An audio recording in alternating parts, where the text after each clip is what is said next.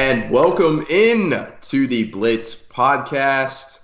As always, I'm your host, Mr. Kane Schwartz, and I'm joined by Mr. Jaden Kozak in the studio that he's usually joining us from.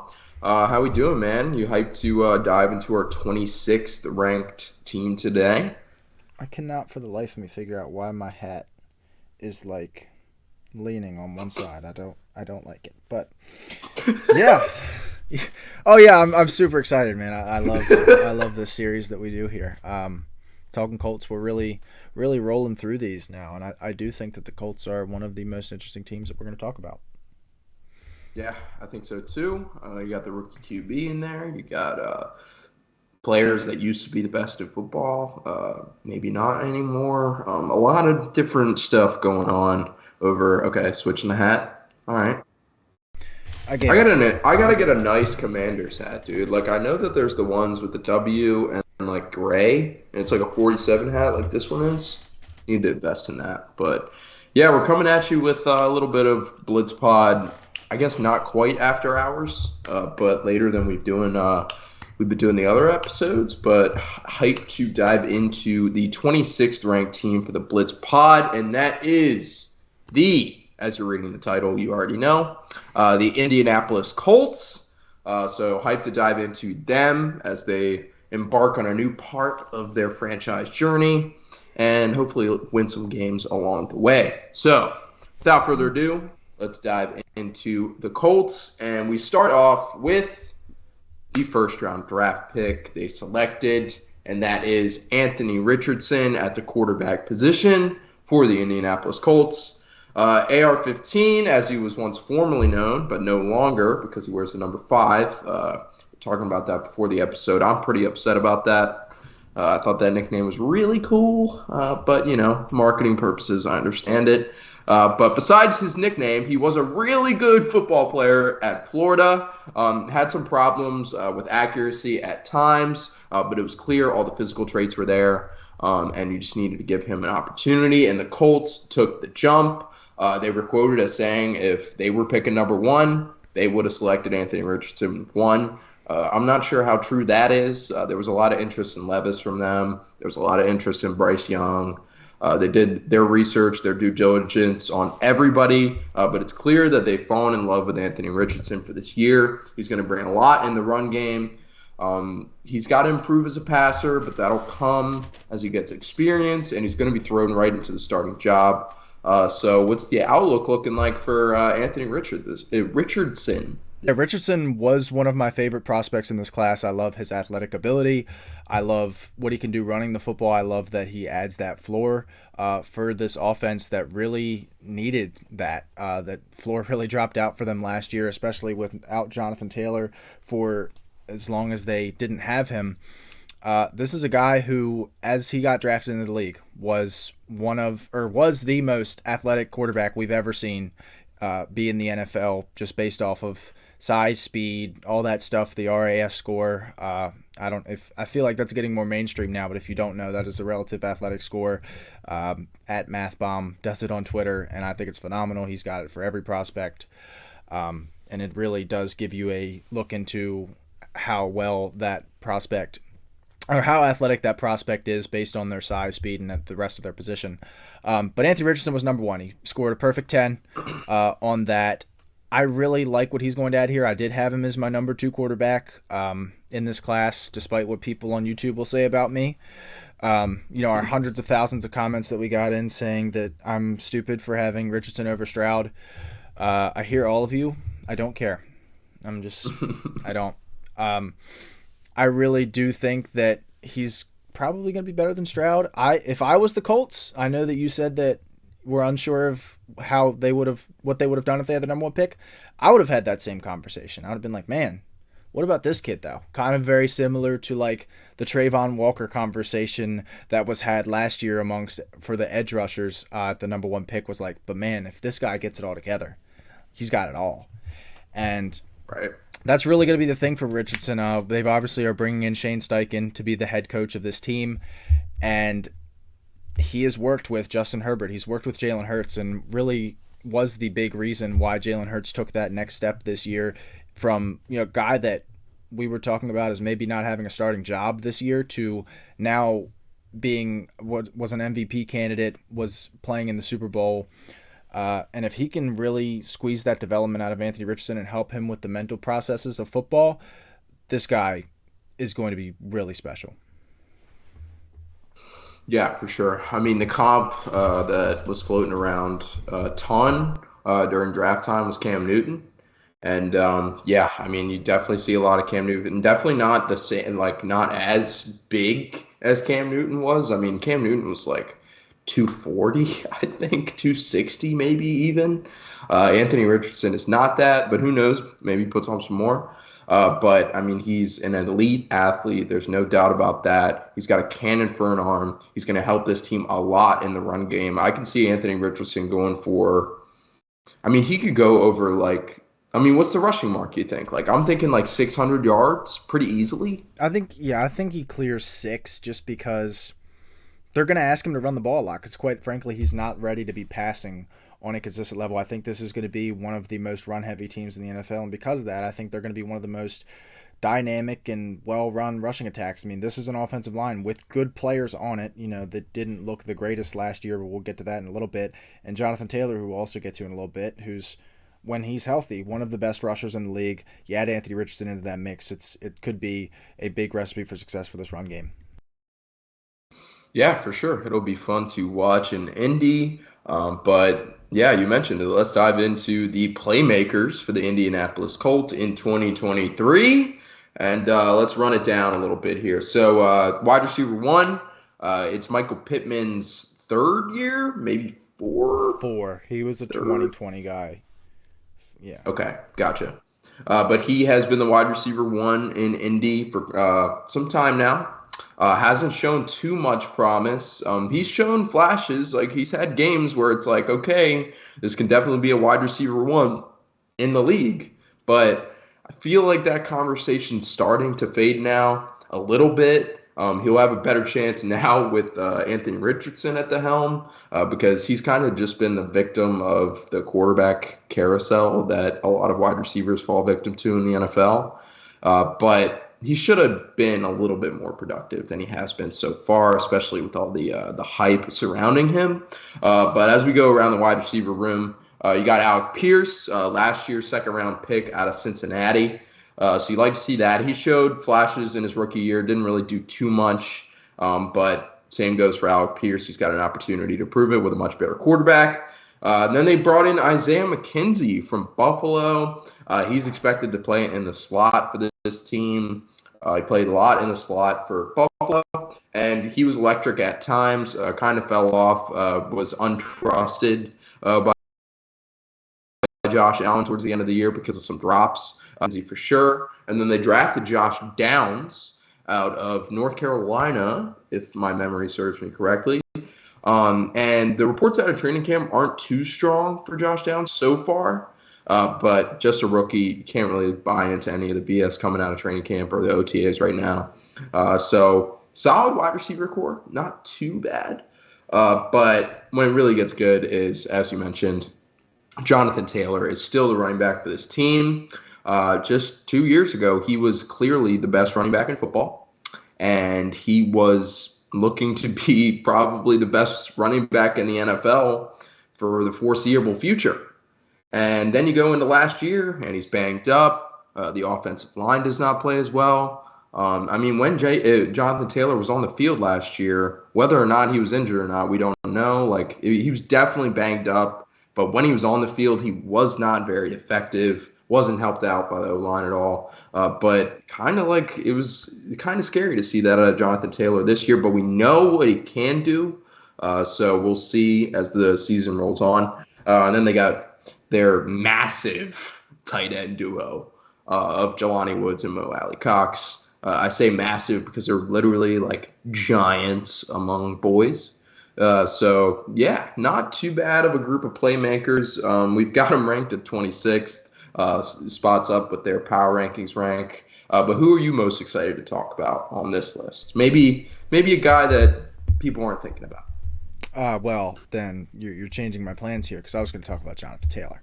I know you were going to talk about Jonathan Taylor. Well, excuse me. I'm sorry. I mean, he is the most exciting guy in this group. He is the guy that I have the most optimism for this upcoming season. Kind of a bounce back year for him. I mean, looking at his stats, they weren't terrible. He had a few 100-yard rushing games. I think 5 of his 9 games he played last year were over 80 yards on the ground. But the problem was he missed quite a few games. I believe he missed 7 or 8 games last year. So you don't feel great about that as a running back going into year 3. But when he's on the field, like you said, he is one of the best runners of the football we have in this game. The rest of this group leaves a lot to be desired, however. That's why they are ranking towards the bottom here at 26. Pittman is your de facto wide receiver 1, but in an ideal world, he's your 2. I don't think you're going to get a number 1 anywhere on this roster. You're probably going to, there's nobody waiting in the wings. Josh Downs is a fine player, 3rd-round pick. I don't see it. I didn't see it with Josh Downs to be a wide receiver 1 type. Again, Alec Pierce is your typical deep threat. Maybe not so typical because you look at him. Why? And because why? There's some qualities about him that make you think he's a tall guy. He is he's tall, a tall guy, but he just doesn't seem like a guy who's going to beat you on a post. If you know what I mean. Yeah, he's lanky. If you know what I mean, yeah, it's because he's lanky. Yeah. So this if we were to be breaking down wide receiver cores here, probably not towards the top of the NFL. You might even be looking at lower than 26. And then the tight ends are fine. Jelani Woods, Mo Alley Cox are fine. 2 fine players. I wouldn't be surprised if Mo Alley Cox takes this job. I would not be surprised if Jelani Woods holds on to it. But they're going to run a lot of 12 personnel with both of those guys on the field, especially with a lack of real dynamic receivers. They'll try and get both of those guys on the field. But I do think the Isaiah McKenzie signing was interesting. He's going to be the gadget guy for them for this offense. But overall, not a group that I'm overly excited about, but definitely will get a huge boost from Jonathan Taylor if he stays healthy all year. Yeah, for sure. I mean, these wide receivers and these pass catchers in general, I mean, as you mentioned, I'm not too excited about this tight end crew either. It's just when they get on the field, they are massive, and it's crazy to see. But, big targets in the red zone if they want to take advantage of that, and they've got a lot of big targets. Like Michael Pittman's a big guy, Alec Pierce is a big guy. So a lot of targets to throw to for Anthony Richardson. And the point of optimism here is all these guys are pretty young. Like Isaiah McKenzie's a vet, but Michael Pittman still has a chance to bloom and turn into something special. Alec Pierce is going into his 2nd year. I mean, sophomore seasons for wide receivers are known to be the year that guys take the next step. So maybe that's it for Alec Pierce this year. I don't know. And then you got Josh Downs, the rookie, 3rd-round pick. So it's high draft capital. You've got some young guys that are unproven and could prove themselves into roles. But besides that, on paper, not really a lot of optimism for this group of playmakers for the Indianapolis Colts. So let's move on to the offensive line for the Colts this year. An offensive line that at one time was one of, if not the best group in the National Football League. They've got Quentin Nelson, who was banged up last year. He was banged up. Yeah, he was banged up last year. And they got Ryan Kelly as well. So those are the 2 blue chip guys. But then you go Bernard Raymond at tackle. He had high draft capital just last year. Didn't really pan out too much this year. So hoping for much better things from Raymond. But besides that, not really too much to talk about. What are you looking forward to when it comes to this offensive line, or what are some of your concerns? Yeah, I mean, you're sleeping on Braden Smith a little. I think I'm putting Braden Smith in that conversation with those 2 guys as well, of Quentin Nelson and Ryan Kelly. He's one of the better right tackles in the NFL. This was a weird group last year because, like you said, I mean, if we were doing offensive line rankings this time last year, the Colts are probably at the very worst in the top 8. They lost Eric Fisher. They replaced him with Bernard Ryman, who was getting some first-round buzz for a good amount of the draft process. He ends up falling to them in the 3rd round. I thought that was a phenomenal pick, was a phenomenal process to get a guy when he falls like that. Took his lumps in year 1 for sure. This is a guy who's started playing football, I believe, at 15 or 16 years old. So it's going to take time for him to get up to NFL speed just because he doesn't have enough football experience, quite frankly. But when he gets there, I do think that he can be a franchise left tackle for this team. I really do. I think he's going to be a very good pass protector. You obviously know what you're going to get from Quentin Nelson when he's healthy. He's one of the best guards in football. Will Fries is what he is. He's a starter. He's probably below average starter, but he's going to start for this team. I really think that this group should be better than it is. It should have been better than it was last year. I was very taken back by how poorly they played last year. And it honestly was the unraveling of this team. You know, it was the unraveling of Jonathan Taylor because not only was he getting banged up because he was getting hit all the time, but when he was on the field, they weren't setting up the way that they were for him in previous years that were allowing him to have so much success. And they also killed Matt Ryan, by the way. Matt Ryan was running for his life on a week-to-week basis at 37 years old. Matt Ryan running for his life is not something that should ever really be happening if you want to win football games, because that's not going to go very well for you, especially at this point in his career. And pretty much retired, Matt Ryan. And literally the only reason they put Ellinger in was because he was more mobile than Matt Ryan and could escape the death coming to him in the pocket. I know this we're ducking off a little bit. How will we remember the Jeff Saturday experiment in 5 years? Like, I feel like we're just going to get like those like Instagram memes where it's like, remember when Jeff Saturday got hired for 7 weeks in 2022 to like be the head coach? Well, it started hot. Didn't he start hot? I think he won the first game, and we were all and then he also, I know he won. Oh no, because I know he won his first game, and then I remember it was the Saturday game. I don't know if it was Christmas or New Year's Eve, but they were playing the Vikings, and we were all like, "Oh, Saturday's gonna win on a Saturday," and then they blow the biggest lead in NFL history, which was pretty. I think that was probably the nail in the coffin for Saturday for sure. But that was just such a like, where the hell did that come from? Higher. And how many times do you think Peyton Manning told Irsay no before he went to Saturday? Like, he probably asked Peyton Manning 150 times, and he was just like, all right, fine. Yeah. Go get your center. I mean, I remember talking about it, like, in the moment, like, when he was hired. Like, how many different guys did Jim Irsay call before Jeff Saturday picked up the phone? But I think it'll be fun to look back on. I was a big Jeff Saturday fan as a player. He's an analyst, or was before he was hired as a head coach. Is he even with the staff anymore? I feel like he's not. He might be like a advisor type situation, but I feel I highly doubt it. Yeah, I'll look back on it as a fun little time. Like you said, we'll get those memes where it's like, and Jeff Saturday on a Saturday blew the biggest NFL lead ever. So, yeah, that'll be a fun time in a couple years. He will got some time before that. Will not return to Indianapolis next season, but he is already a member of the Ring of Honor. So, he's etched into Indianapolis history forever, but not as a coach. As he should be, serving as the center for Peyton Manning in his wonder years. But, yeah. I wish he would have had more effect on this offensive line last year, though. You would have thought that Jeff Saturday would have come in and, like, if anything, he's going to help out the O-line. Something. And they just went – right. They went from being one of the best groups in the league to one of the worst. So, obviously, he wasn't that great of a head coach, but all respect to Jeff Saturday. All right. Let's move on into the front seven and the overall defense for this Indianapolis Colts roster. And honestly, there's some names here, man. Like, they got Kwity Paye coming off the end. He was high draft capital.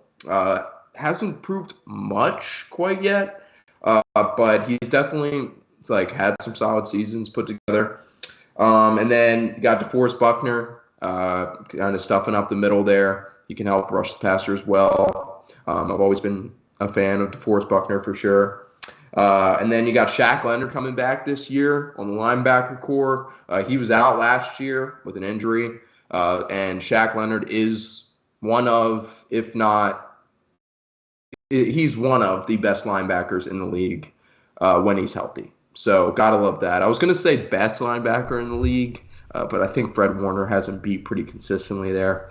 But yeah, Shaq Leonard is definitely one of the best in the game. So you got some big names on this front seven. Who are you most excited about? I've always been a big DeForest Buckner fan. I just love what he brings to the game. And him and Shaq Leonard are the main reason why this isn't a towards the bottom group on defense, and we'll get to their secondary in a minute. But Shaq Leonard being back does mean a lot for this team. You know, he might not be the best linebacker in the league, but he means so much to this defense and allows them to do so much without him being able to fly around and tackle literally everyone. It really hinders their ability to be a productive defense. The system that they run needs a guy like Shaq Leonard, and when he's not on the field, it really makes it difficult for them to get stops consistently. Kwity Paye, first-round pick out of Michigan from 2 years ago now. We have him as our breakout candidate here. He did finish with 6 sacks last year, so we're hoping for big things from him. You may be noticing a theme here with the Colts, and this is something that I've always thought was kind of funny about the way that they construct their team is all of their best players are at the least valuable positions in football. Like if you break it down, so Jonathan Taylor at running back, we all know the story about that. Linebacker is currently the least valuable position on defense. Now, defensive tackle is starting to make a comeback as one of the valuable positions in football, but DeForest Buckner plays there. Guard, Quentin Nelson, and then Kenny Moore is who we'll get to in a second is the best player in their secondary, and he's playing in the slot. I think that's a weird way that they've constructed their team, but it matters when you've got good players like this, but places like edge and places like perimeter corner and wide receiver that have been neglected, it's coming back to bite them here. And if they had a guy, if like they had a DeForest Buckner level player playing on the edge versus playing inside, they're probably the best front seven that we've seen to this point. They'd probably go over Tampa Bay and Tennessee, but unfortunately, it's just a lot of their best players are in places that aren't going to be as impactful. Yeah, for sure. You could say the same thing for the Colts defense that you could say for the offensive line, maybe not as strongly, but this was one of the best defenses in football for a little bit, man. And now, like, that is not the case anymore. But Shaq Leonard coming back, like you said, is a huge deal, not only just because of his talent, but his leadership. I saw that a lot in the Hard Knocks. Everybody who's been listening to this for a minute knows that I'm a big Hard Knocks guy. But Shaq Leonard will also generate turnovers too. As you were going over Shaq Leonard, I was thinking about him punching out the ball, and that's basically become his signature. He's the new Peanut, so much larger and stronger, and will hit you much harder. Peanut. But yeah, excited about this unit and looking forward to Shaq Leonard being back in the league, honestly. It'll be fun. All right, let's dive into the secondary, the rest of the defense for the Indianapolis Colts. And we are severely low on the secondary. They are ranked 27th according to the Blitz Pod consensus. And really the only guy that I'm going to highlight, you can go on as long as you want, but the only guy I'm going to mention is Kenny Moore. Made a Pro Bowl last year, but Kenny Moore, like, he's good. He's like, as you mentioned, he's a slot corner, so it's not like he's a shutdown guy. Like, you could put him on the number one wide receiver and just kind of call it a day. He's not that guy. He's decent, but he was a borderline Pro Bowler at best. So this secondary is really rough. Is there anything to look forward to? Yeah, I mean, it is Kenny Moore as of right now as far as what there is to look forward to among this group. We just got the news today. We're recording this on the 29th of June. So this was the day that Isaiah Rodgers was announced as suspended for the season and then eventually cut by the Indianapolis Colts. We had him in this graphic. If we would have recorded this episode yesterday, we would have still been talking about Isaiah Rodgers. But unfortunately for the Colts, we're not. And I really do think that is something that they didn't expect to happen, obviously. They go and trade Stephon Gilmore for virtually nothing, 5th-round pick to Dallas. And they're like, okay, well, we've got Isaiah Rodgers. We can draft the guy, and then we'll kind of go from there. Now you lose your other starting corner. So now you've got, if you see here, there's 3 guys with different colored font, that little silver bluish action going on there. 3 rookies out of their top four perimeter corners, 3 of them are rookies. So it's going to be really interesting to see how that plays out, but that's usually not a recipe for success. You have Kenny Moore in the slot, which is great, but you don't really have anybody that can cover consistently out on the perimeter. If we would have had this news before these graphics got put together and I was able to get with everybody, we'd probably have this group lower than 27. I'm probably putting them below Chicago and our 29th ranked team. Maybe not our 30th, or maybe not the Cardinals at 30, but still going to be a big problem unit. I think this is... I'm definitely taking the Bears. Yeah, as am I.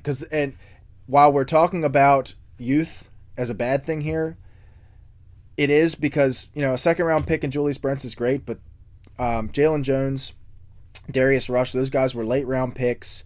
There wasn't good capital invested in those guys, so at least with Chicago, and I know this isn't a Chicago thing, but at least with Chicago, was young guys, second, third, first-round, like, high-value draft picks invested in those guys, and I don't feel the optimism here. The safety duo is an average pair here.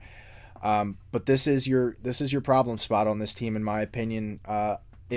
If you want to call quarterback not necessarily a problem spot, but maybe a question spot for sure. But there's so much that needs to be answered here in the secondary, and it's just because the Isaiah Rodgers suspension really caught them by surprise, and now they're going to be without both of their starting corners from last year.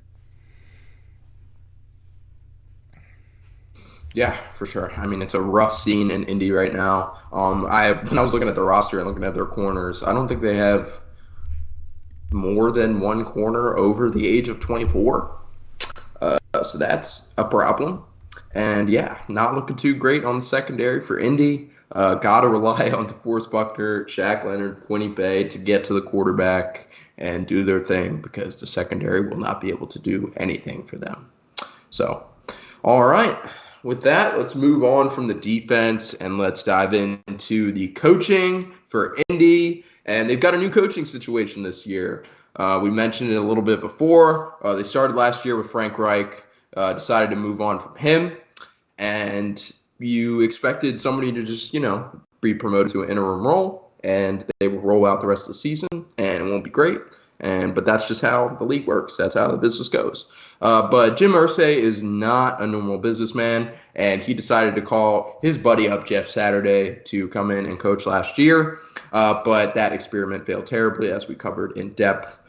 So they decided to go back to the well, go back to the coaching carousel, and they ended up with Shane Steichen, the offensive coordinator for the Eagles this past season. But yeah, it'll be interesting to see what he does as the new head coach over there. I mean, he spent time in LA, spent time in Philly, as mentioned on the graphics. So, you had a Frank Reich quarterback whisperer before, and you kind of just are bringing in a younger version of that, maybe. I mean, what are your thoughts on Shane Steichen and the rest of the coaching staff? I like Steichen generally as a hire. I think that this is good process. Go get a guy who developed a similar type of quarterback. Obviously, Jalen Hurts doesn't have all the athletic tools that Anthony Richardson does, but had some similar problems coming out of college, and Steichen was able to kind of iron those out in Philly and move Jalen Hurts from a guy that we were unsure about to now being an MVP candidate in the Super Bowl. And if he can do that same magic here with Anthony Richardson, like I said when we were covering the quarterback, dude, sky's the limit with this guy. It really is. So, and that is nearly invaluable. I mean, you can't bring in a coach and be like, oh, this is definitely going to fix the quarterback situation. But recent history suggests that Steichen's going to be one of the best guys to give you that chance. Jim Bob Cooter, can say that name all day. It's hilarious. Glad to see him getting his shot again. Spent some time as the OC in Detroit, fell back down the ladder after that, was a disaster with Stafford. Worked his way up, was with Jacksonville last year under Doug Peterson, and now gets another offensive coordinator job here under Steichen. I think Steichen's going to be calling a lot of the plays still, but I think that's a very good hire. And then they're going to keep Gus Bradley as well. He's going to run some of the most cover three in the entire NFL. Kind of gonna blanket these corners or cover up for these corners a little bit, but he's really going to have to work his magic to fix this problem that they have created for themselves in the secondary.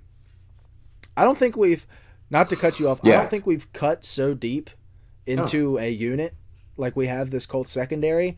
And they're like, we have them at 27th. I know we said we'd have them lower, but like, we're just, like, that's the whole point of conversation. This entire unleashing. episode is just, we're talking about their secondary.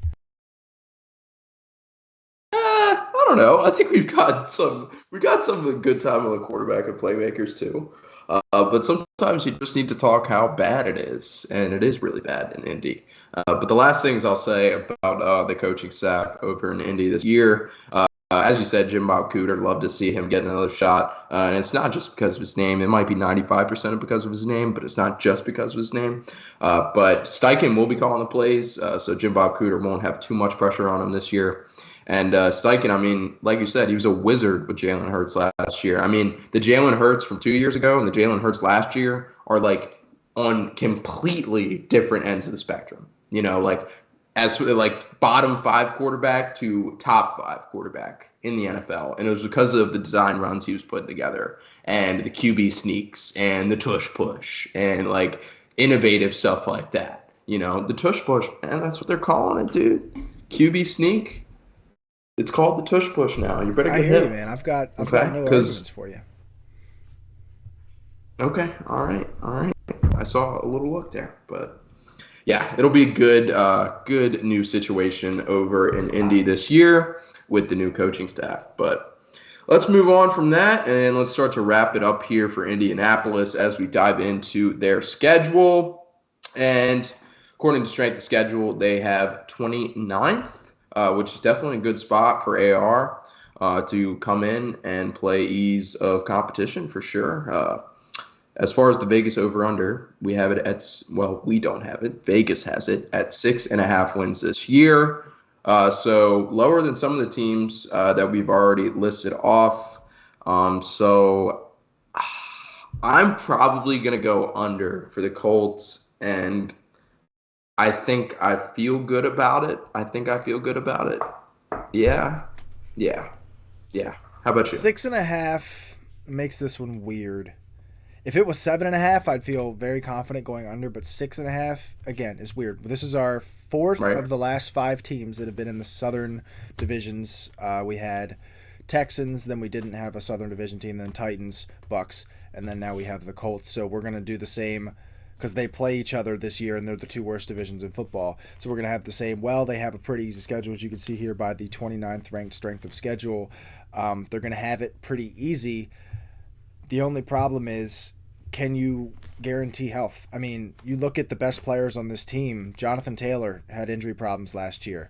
Quentin Nelson, injury problems. Shaq Leonard, injury problems. I feel like DeForest Buckner also missed a game here or there as well last year. So it's really all going to rely on health as well as the development of Anthony Richardson. Anthony Richardson is a guy that I believe in long term. I don't know how much I believe in him in the short term to get this team to 7 wins, but I feel like we've been kind of high on a lot of these other teams in the Southern, like we talked about the Titans.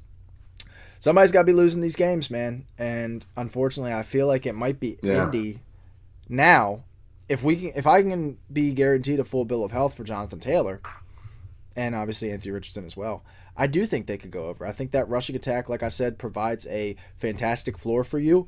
And if you've got that on a week-to-week basis, you're always going to have a shot, especially with a defense that, at the very worst, is never going to kill you on a week-to-week basis. Right. As I'm looking up and down the schedule here, I think the only games that they're like absolutely going to lose are the Ravens and the Bengals, probably. So it's like there's a lot of range of outcomes going on there. So I'm going to stick at under 6.5 wins because it is a rookie quarterback, and it's no secret that Anthony Richardson was probably the biggest project out of all the quarterbacks available this year. So, like, with a project, it's probably not going to go the greatest in year one, but that's okay. That's what you signed up for. And you brought in Steichen to help develop him as he goes into the future. But looking at year one, You got a year one head coach, year one quarterback, young wideouts. So like you're beginning the rebuild and it's looking good. The future looks good. They've got the right pieces, but I mean, it's probably not going to happen in year one for Indy. So I'm going to go under on 6.5. But I think it could. I would not be surprised at all if they go the over. So, all right, let's wrap it up for the Indianapolis Colts with the ranking slide. So offense across the board for Indy this year, the Blitz Pod has them at 29th.